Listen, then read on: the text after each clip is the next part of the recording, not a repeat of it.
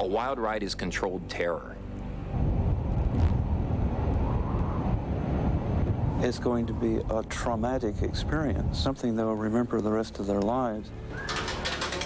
You don't know what's going to happen. You're just letting the coaster take control of you. And then you start clicking up that first hill.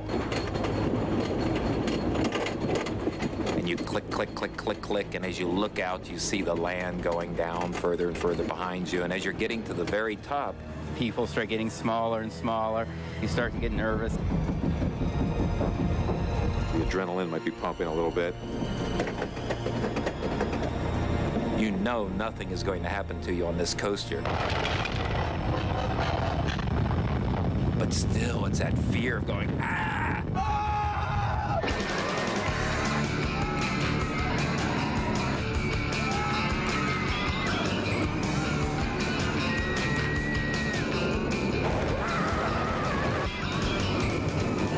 Great Wild rides are getting bigger, faster, higher, steeper. We are pushing the limits right now in the 90s of Great Wild rides.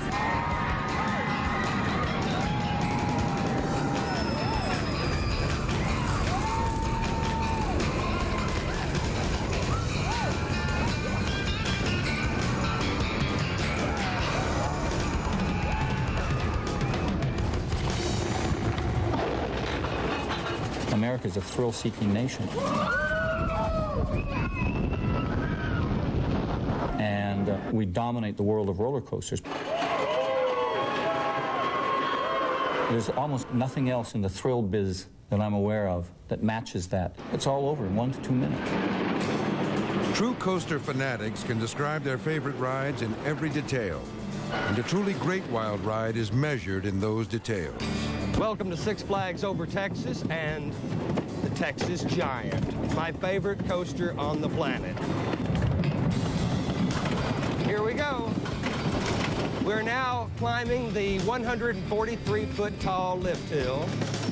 It has a 53-degree first drop, has 60-degree banking on the turns, great lateral G-forces, and the view from up here is just spectacular. Now hold on, because you're going to get to ride the Giant with us. Here we go. Woo! All right. Going into the first turn, which has a lot of power. The second drop. Oh, the top of the third hill. Into another drop and into the double up. These are thrill-seeking, risk-taking, excitement-seeking, stimulation-seeking, arousal-seeking people. Oh, a great floating hill. Now we're going into the helix, which circles in and around the lift hill. Here are the kind of things that motivate thrill seekers: unpredictability, risk, uncertainty, intensity, ambiguity, variety. Now we're going into the magic carpet finale, which is just awesome. Woo! Woo! Great airtime. You package all those things together, and a roller coaster gives you a lot of those things. The experience is incredibly intense. Woo! Got to come and ride this ride. It's my personal favorite. And that is the Texas Giant.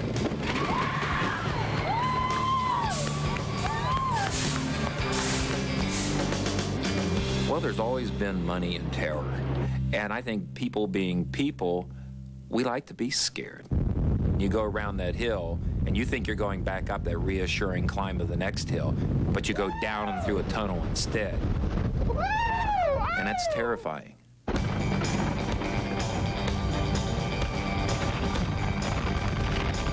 What makes a coaster so amazing? After it goes over the first hill, the trains are propelled by sheer gravity. Basic law of what goes up must come down. But what makes a coaster so great? According to experts, it should meet these basic requirements. First, surprises and speed. A wild ride is a ride that is fast, has lots of changes of direction, a ride that has lots of surprises, It's a ride that when it's over, you kind of sit back and go, wow. It's kind of the wow factor. I think that's what it's really all about.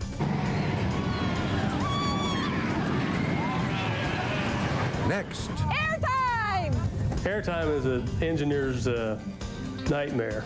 It's an acer's thrill of life. Way out of your seat on this one. Woo!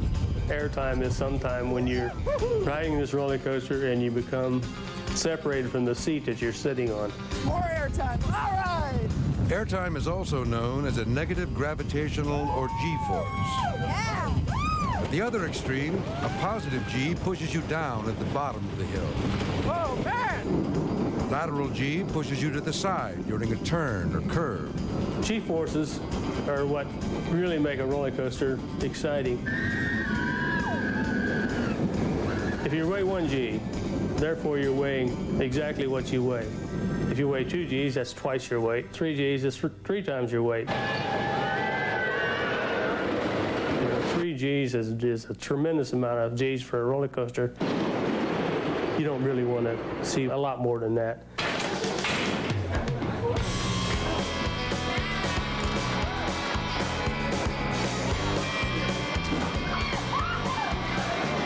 Number 3, variety of elements and pacing.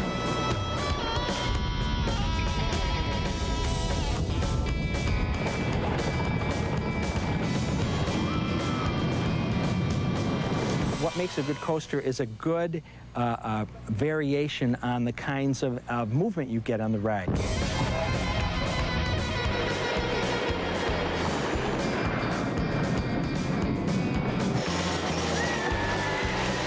Hills, drops, turns, sometimes tunnels.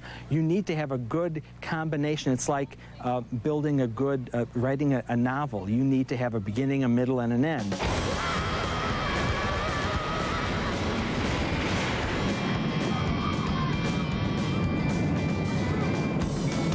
Coasters need a good finale because at the end of the ride, you need to walk away with a smile on your face.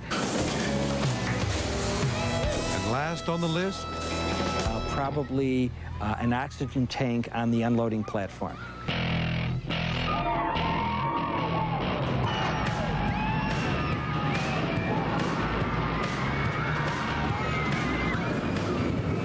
Every coaster addict has their own personal favorite, and every addict has reasons to justify their passion.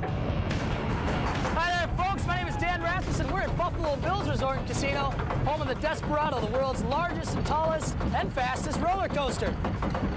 Right now, we're going up the tower, which takes a full minute to go over. Now, the ride only takes 2 minutes and 45 seconds, so we give you plenty of time to think about what's coming ahead here. The tower we're going up is 209 feet tall, and then the drop is 228 feet. Now, how do we do that? Well, we go 15 or so feet underground, and we're just about to go over the threshold here.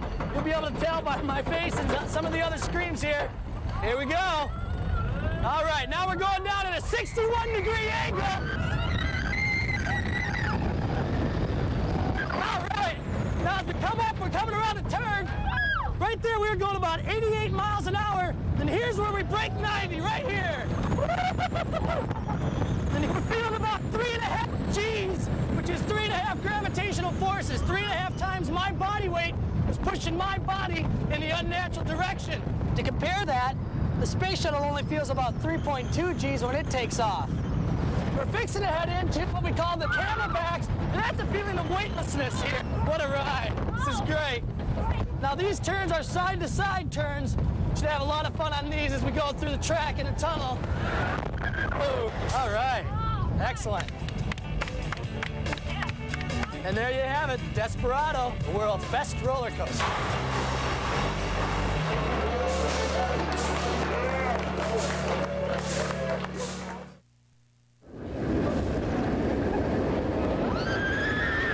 Why do people ride wild rides?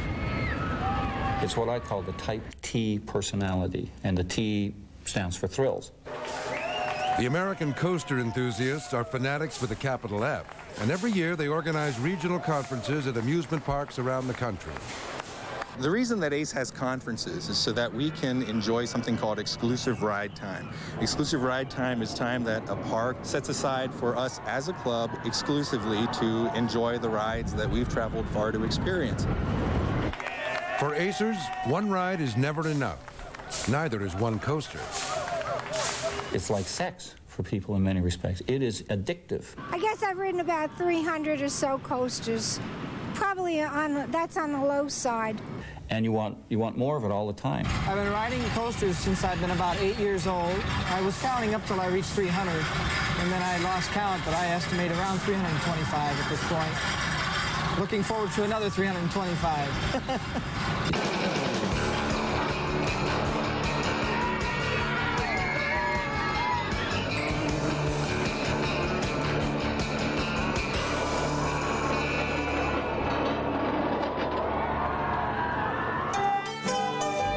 The first real roller coaster in America was found in the scenic mountains of Mauchunk, Pennsylvania. An old coal train began attracting a growing number of tourists. Its appeal? The track lasted 18 miles. 17 of it ran downhill. They let the car loose from the top of the mountain, and it rolled to the bottom, sometimes reaching 100 miles an hour. Yet it had a perfect safety record, and it led to many of the roller coasters we know today. But the roller coaster craze didn't go national until Lamarcus Adna Thompson erected his vision of a roller coaster at Coney Island, New York in 1884. It was called the Switchback Railway. As with any kind of rides, it was successful because it was a new thing that had never been seen before. It was a novelty. And, you know, any roller coasters, even to this day, if they come up with a new twist on what's already been done, it's going to be a hit for at least for a while, till somebody copies it.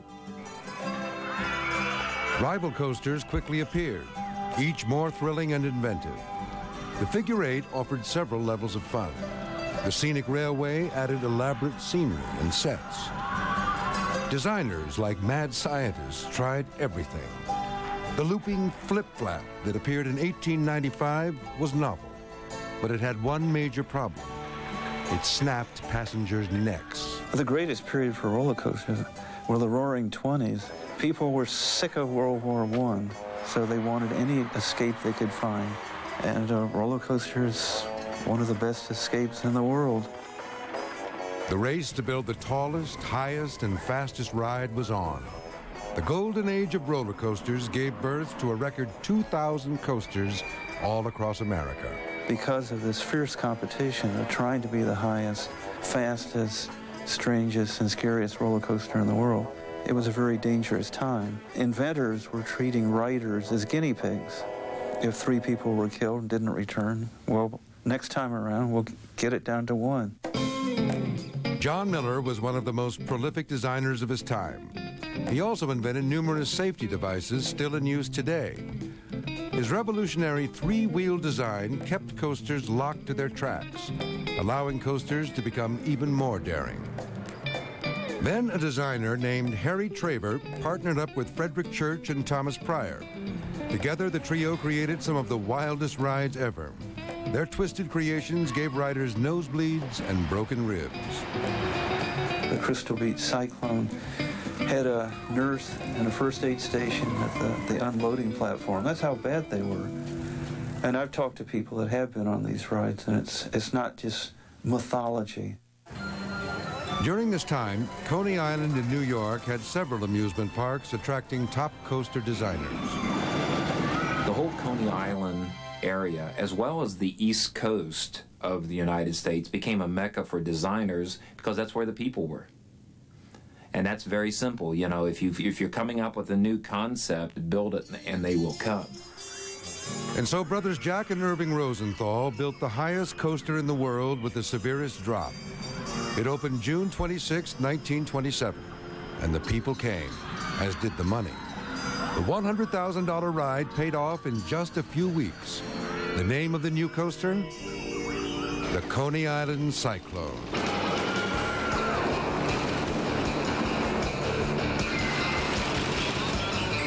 The Cyclone is called a twister because it circles in and out of itself.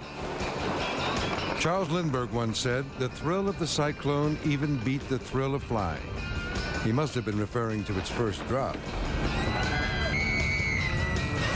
What I like most about the cyclone is the first drop. It's one of the greatest experiences that you can have. The first drop was pretty scary. I was very brave, but my mother here got a little scared. He's a liar. I have both hands up. Oh my God, I felt my stomach reaching the top of my head.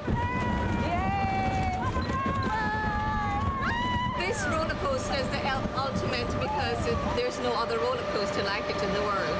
It's my #1 coaster. Probably the Coney Island Cyclone is the most imitated ride in the world. Everyone wants to compete with the Cyclone, but they're never going to beat the original.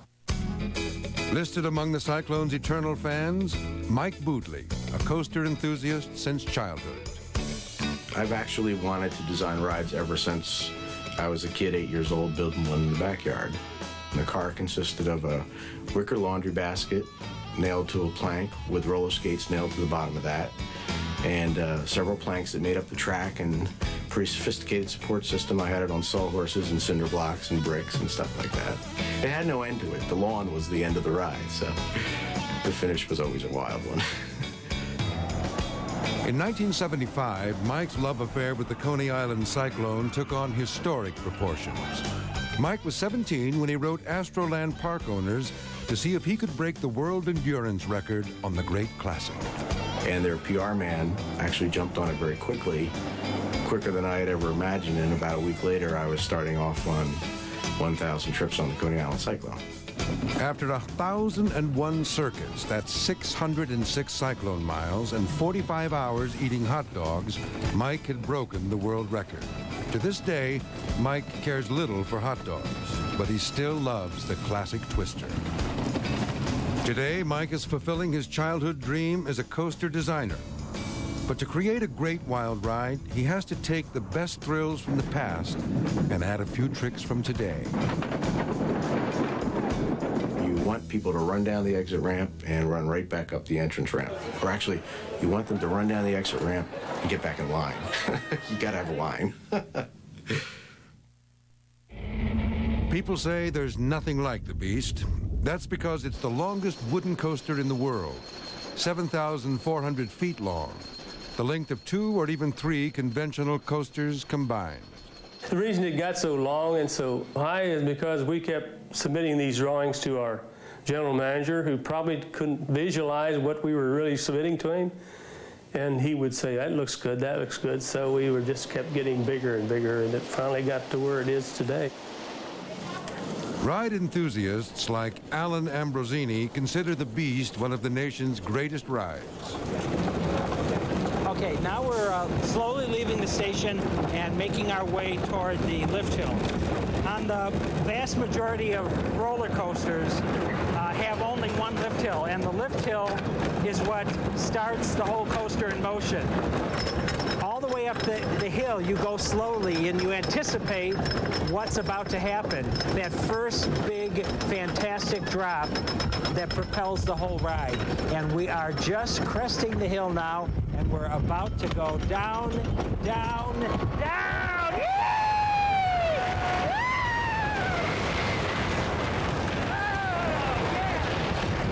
This ride now is mostly about speed. There we're going very fast here. Yeah!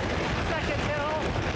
And now we're going to make a turn and slow down a little bit on this gradation area here. Here we go into the tunnel. Woo!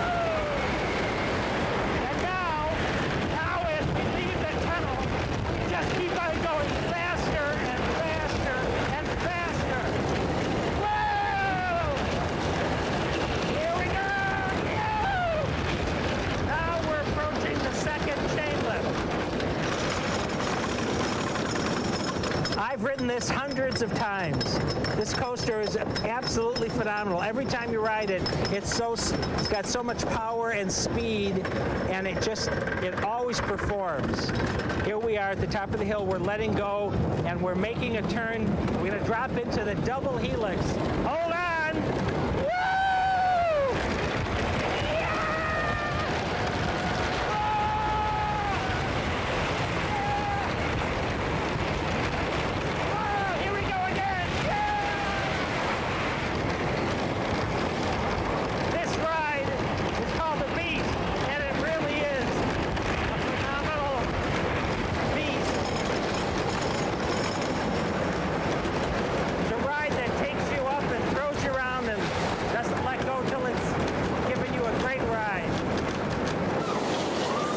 And it should be no surprise that the daughter of Beast builder Charles Dinn got involved in the creation of Holiday World's new coaster.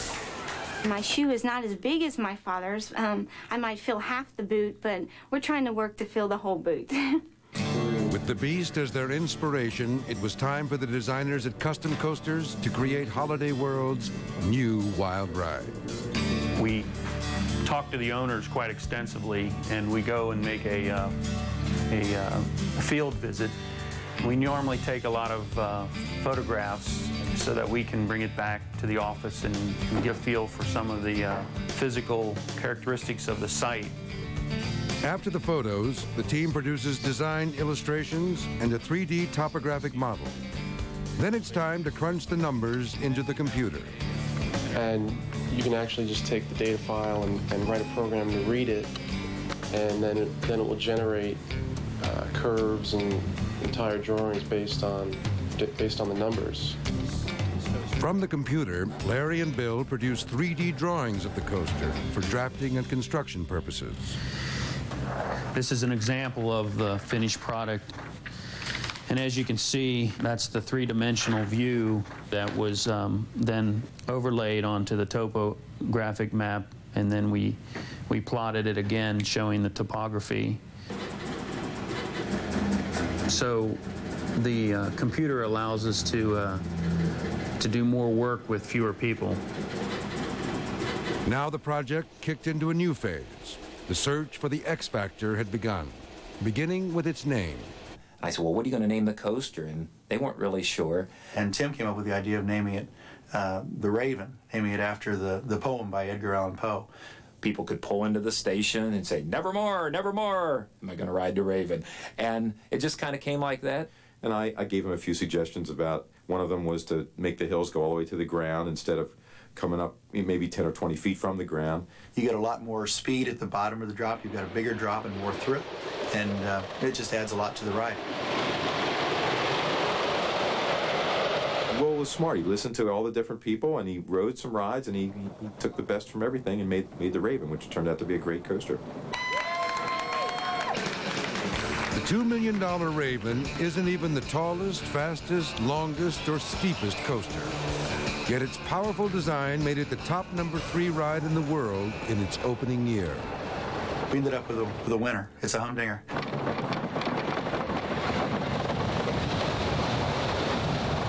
There are other factors that go into the design phase of a coaster. Wood versus steel. Wooden coasters can cost millions less than their steel counterparts, yet they're still extremely popular with the crowds. That's what prompted Hershey Park in Hershey, Pennsylvania to build the Wildcat, a cyclone-like twister. Its designer? Who else but Cyclone World Record ride holder Mike Boodley. He and his partner Claire Hain of Great Coasters have channeled their love for wooden rides into their innovative new design. It's all turns. It does have the traditional humps and camelbacks, which are a lot of fun in it, but it also has 12 turns in it, and they're very fast turns. We go under and over ourselves 20 times during the course of the ride. The first drop, come down the elliptical turn, come to your pull out, and immediately turn the opposite direction. Their hearts can be at their toes at one time, and then they can be back up their head next time. They're gonna be screaming when they come down over here. Mike and Claire's Wildcat has attracted attention, because their design dares to revive the fast and furious rides from the golden age. It harks back to the best of the past with the latest in modern ride engineering. This is our banked dirt turn. Basically, because when you're coming down off the hill, looks like you're going to be flying into the dirt bank we got down here, coming around here to our highest and steepest bank turn we have. Thanks to today's technology, this twister is going to be much smoother than its brutal wooden ancestors from the 1920s. With the ability of computers to crunch mega amounts of numbers, we can now use more sophisticated engineering and create smooth, very smooth, acrobatic twister rides. And that's where my interest is. And that's where Claire and I hope to really knock the industry on its ear. Basically, the creaking and the cracking you're hearing is pieces of lumber rubbing against another piece. Lumber has to stretch a little bit. That's what you want to hear. That's what makes a wooden roller coaster. The natural flexibility of wood is the difference between a wild ride and a life-threatening disaster. That's the nature of wood. If it doesn't shake, it will break. Unlike most steel coasters, custom wooden coasters require all the track pieces be cut to specification on the job site, and not just any wood will do. The lumber is southern yellow pine. It has a treatment that protects it from the weather, for the heat, the constant heat and the rain and the moisture, and it also protects you from the insects. Because of the tremendous pressures applied by the train loads, braces and supports are constructed to absorb the stress. When the loads of the train, the weight, and the forces of the car pushes against the leg, that distributes the load down the brace and into the concrete on the outside. This leg, all this would be used for, will be for tipping. The weight of the concrete holds it from wanting to do a teetering. An 8-layer track provides additional support. It's 8 laminated 2x12s. The steel is for your wheels. The steel wheels run on the steel track. You got a top wheel, a side wheel, and you got a wheel that goes underneath the lip. Did you fix that bump that was down there? There's a bump right there, that point. On-site construction of the wooden coaster, however, has its own surprises. When you're building these things, when you get to be a point where you're 100 feet in the air, if the bent could be off out of square a 1/16 of an inch, by the time it gets to the top, it could be off 2 inches. So I try to adjust the center line of the track a little bit to make it fit to the turn. The moment of truth arrives when the coaster creator finally sees the pencil drawing board of 6 months ago become the standing, living, wild ride he can admire today. This is my baby. This is my first coaster with my own company, and I'm very pleased. I'm extremely pleased. All the hard work and the labor and all the cold days and snow and rain and the stress and tiredness all works out in the end by basically making people have fun is what it's all about.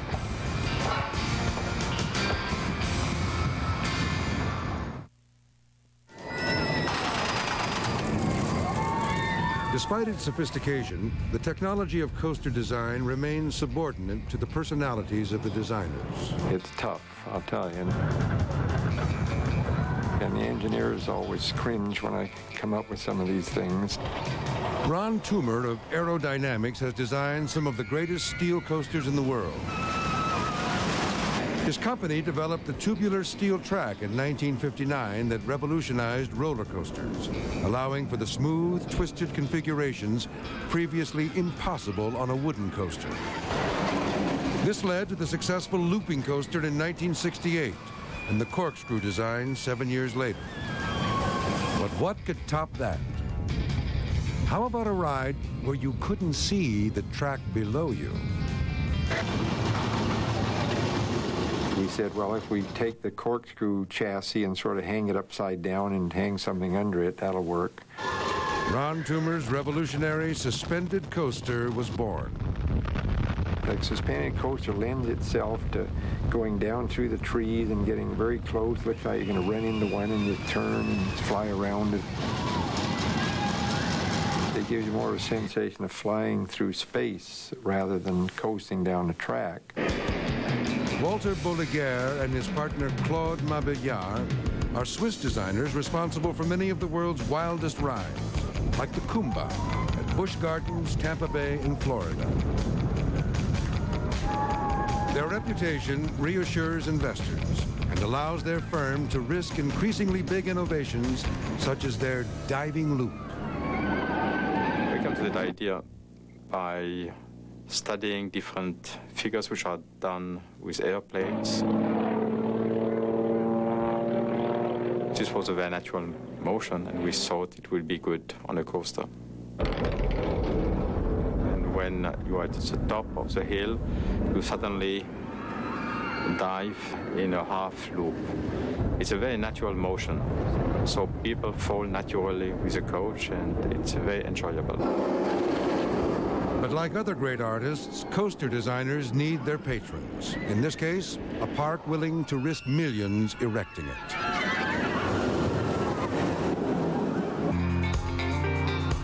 Cedar Point Amusement Park overlooks scenic Lake Erie in Sandusky, Ohio. With 12 coasters, it has more roller coasters than any other park in the world.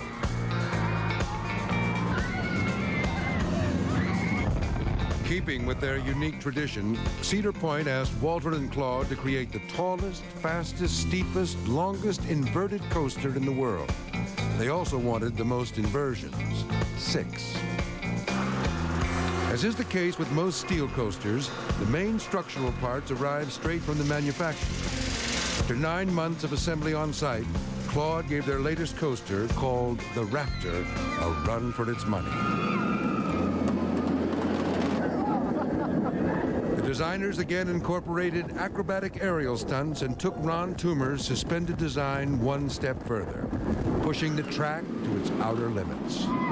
Maybe the fact that we're coming from Switzerland, where there's a lot of ski lift, we thought maybe we do something like a chair, which is suspended without any floor, dangling feet, so that people really feel flying in the air with a lot of freedom. With this design, Bolliger and Mabillard had created the inverted coaster. Its innovative track allowed dangling riders to ride inside and outside the loops.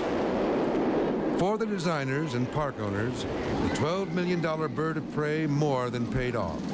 It soared to the top 3 spot when it debuted in 1994. Today we're riding Raptor. It's the tallest, fastest inverted coaster in the world. And we're going to be riding this thing. We're going up 137 feet. We're going to take a fall of about 60 miles an hour, and we're going to do a couple fun elements. And are you sure it's fun? Oh, it's absolutely fun. It's safe. You get a feeling of flying. It's going to be a wonderful ride, so please enjoy with us. Here it comes. We're going over the top, guys. And here we go. Enjoy the ride. As we go down the first drop, we're going into a 100-foot loop. Our feet are above us. And now we're going to do a barrel roll, 0 gravity. Hard line spin. And we're going into a cobra roll, which we go upside down, right side up, and then upside down. All within a matter of a few seconds. We're traveling at speeds over 60 miles an hour here. And we're doing now a corkscrew, which flips you over again. Now we get a little bit of time to think what we're going to do, and then we do a dip and flip, where you dip and flip. And we now are going into our helix, which ends the ride, which you feel forces of gravity against your face. And then we exit the ride with a brake and a quick turn. And that's Raptor of Cedar Point.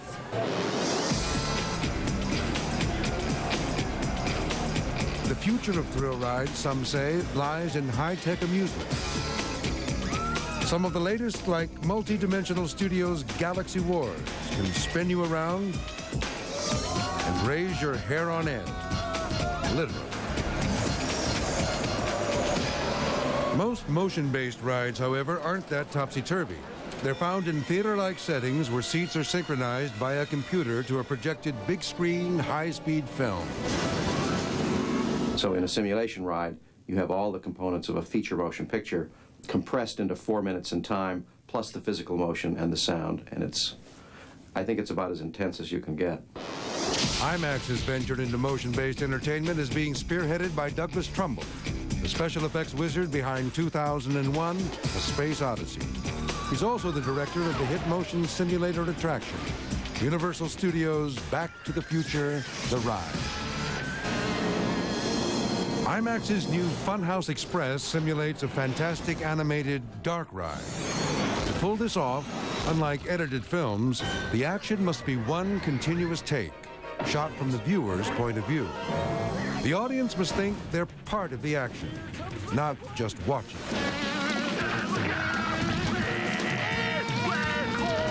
In our business of simulation, the ability to immerse you in a movie, we think, is much, much more powerful than just a roller coaster, which you know what it is. You know what a roller coaster is. You're not in a magical environment. Things can't hit you in the face. You can't go through things. You can't have characters come out. You can't have drama and suspense and action. Some of these pioneering new magical frontiers include the deep sea, where you can explore fantastic sea wrecks and endure dangerous encounters, as in Rhythm and Hughes's Safari Ride.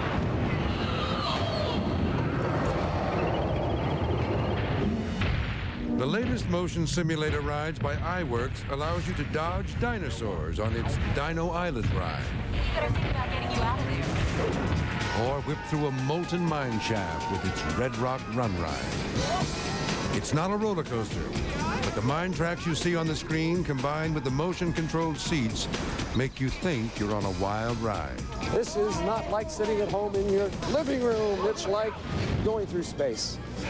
Experiencing that real and safe ride without getting sick depends greatly on the seat motions being synced accurately to what's occurring on the screen, while reflecting the real laws of physics.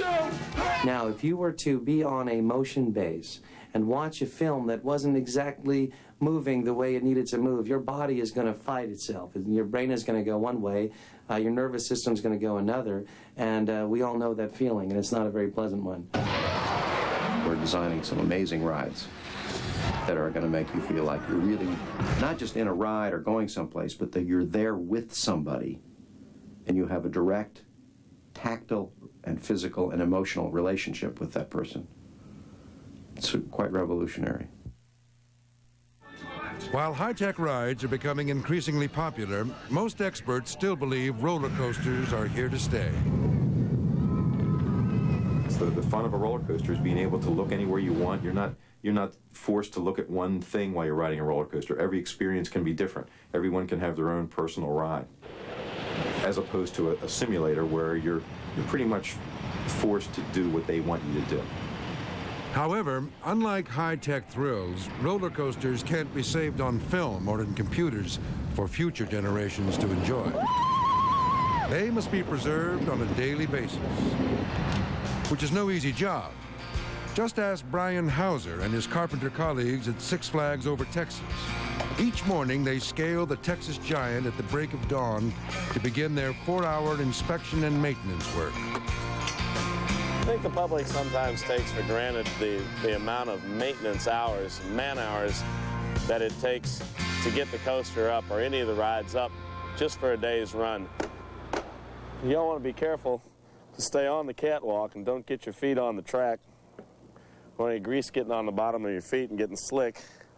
We'll be going up high. 148 feet is the height of the lift hill up here. The speeds and 1,000-pound train loads can also wear down the wheels. Telltale signs are found by spotting the grease trails on the track. We watch the way the train is tracking, make sure that everything's good. If steel starts wearing too thin for any reason or starts wearing much at all, we come out at night and we replace it. The distance between the two rails, called the gauge, is also inspected. We'll check the gauge, make sure it's just right, all the way around the track, all the turns, all the valleys, all the hills. While the carpenters continue their early morning safety and repair work, maintenance crews do the same with the trains. Compared to pre-flighting an airplane, because the type of inspections we do, it's all the working mechanisms have to be inspected and checked. Then, operations and maintenance personnel check the safety devices and run the trains to see how they're working and riding.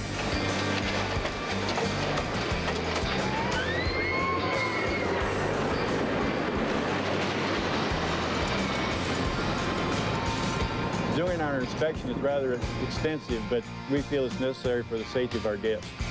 And that's the main reason that each ride has to go through such stringent tests every morning before we let a guest get on it.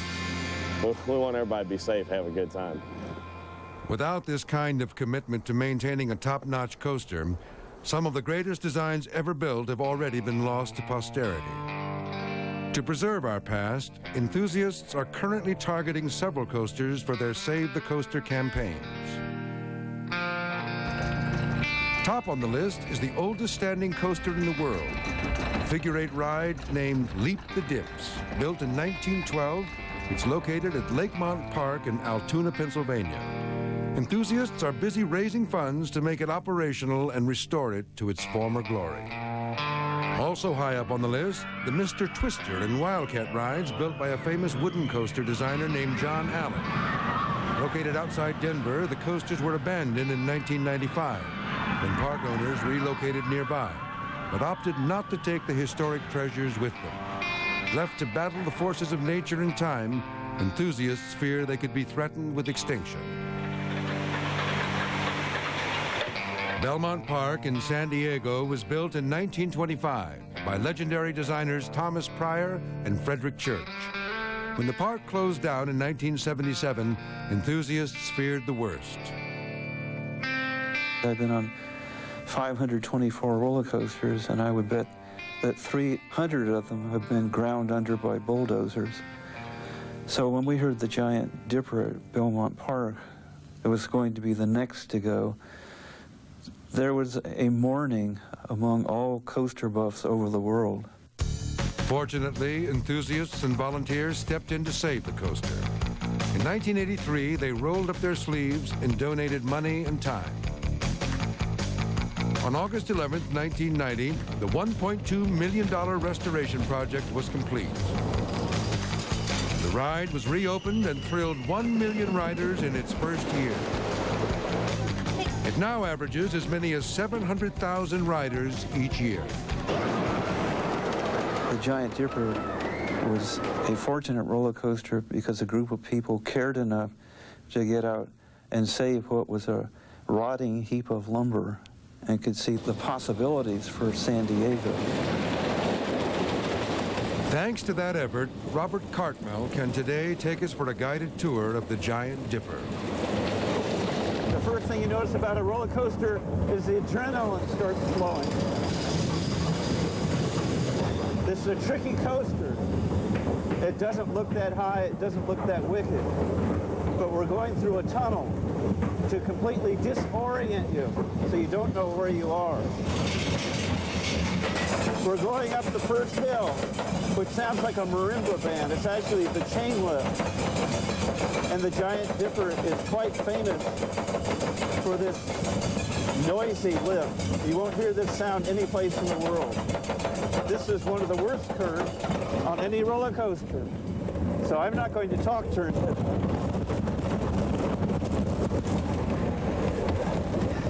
I'd like to scream, but it took my breath away.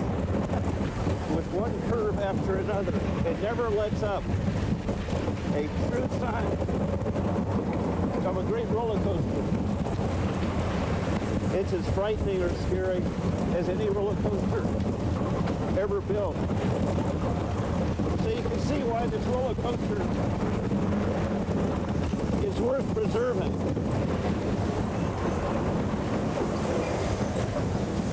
And I lost my cough drop on that ride. This is living proof that saving a classic coaster can be a smart business decision, as well as preserving history and making one great wild ride. The quest to build the ultimate wild ride will continue to amaze us. 20 years ago, if somebody had told me that we'd be over 200 feet today and doing all these things, I'd have thought they were crazy.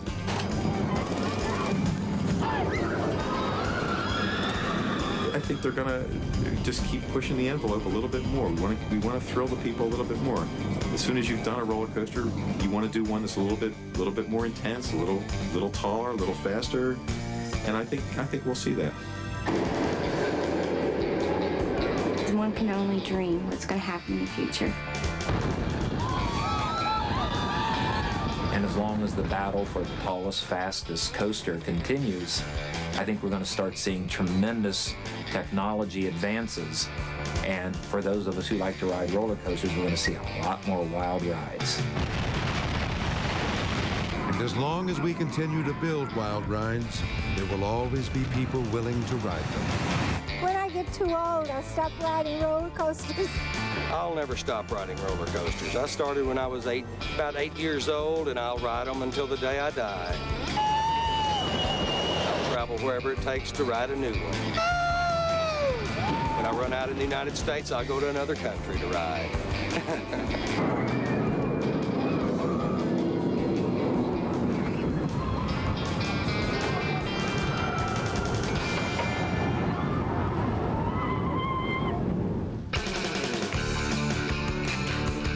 Coming up Wednesday on Discover Magazine, engineers and scientists are solving construction flaws and mistakes that may have saved lives. From the Titanic to the everyday fire, engineering disasters. This week on Discover Magazine.